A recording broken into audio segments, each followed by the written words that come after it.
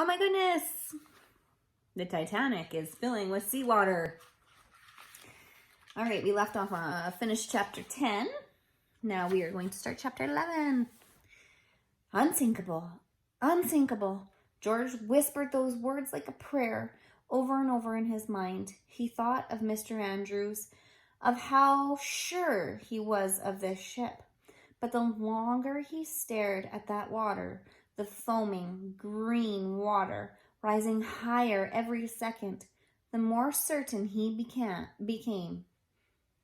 The Titanic was in trouble. "We must go up," Marco said to Aunt Daisy. "We find a way." But she shook her head, holding up Phoebe's bright blue coat and her life jacket. "My niece, Phoebe," Aunt Daisy said. "She's down here."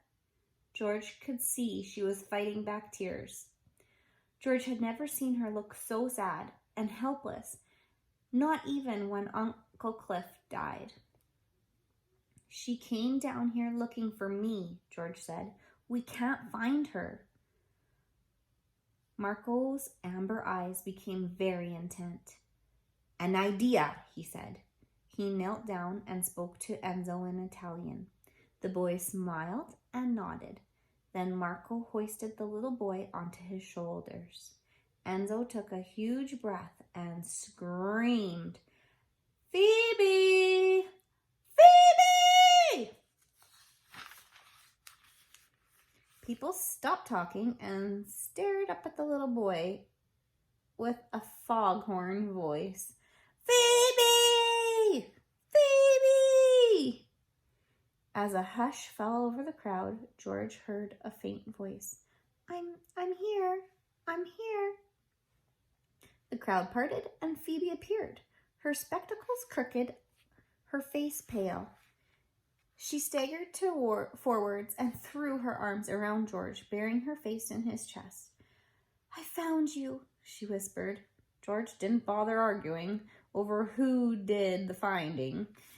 And anyway, his words were stuck in his throat. So he just held her tight.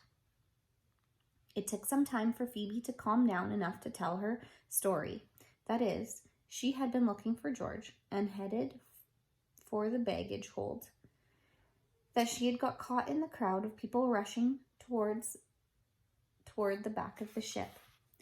It was like a stampede, she said. And as Phoebe talked, Aunt Daisy helped her into her coat and life jacket. Enzo held Phoebe's hand like they were old friends. And the strange thing was, it felt that way, like they'd known Marco and Enzo forever. Maybe that's what happened. That's what happened when you got trapped in a flooding ship together. George started to feel calmer with Phoebe close to him.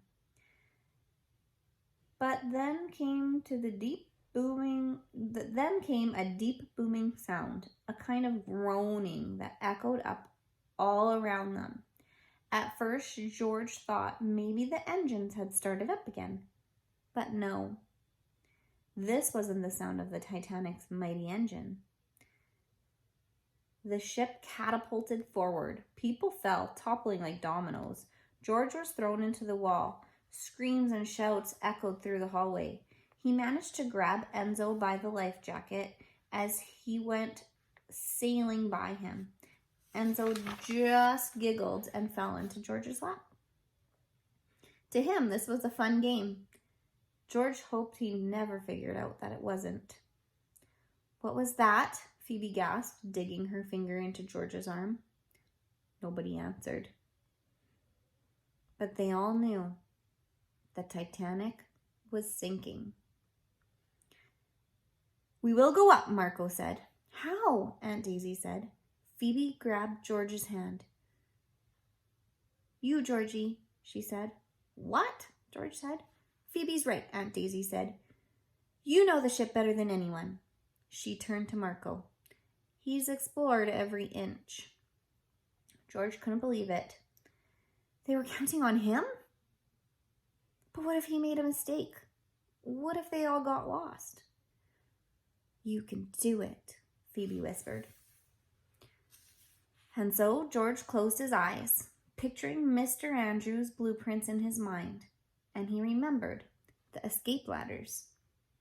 He remembered that Mr. Andrews had told him the ladders are in the stoker's quarters, and they run up 3 decks.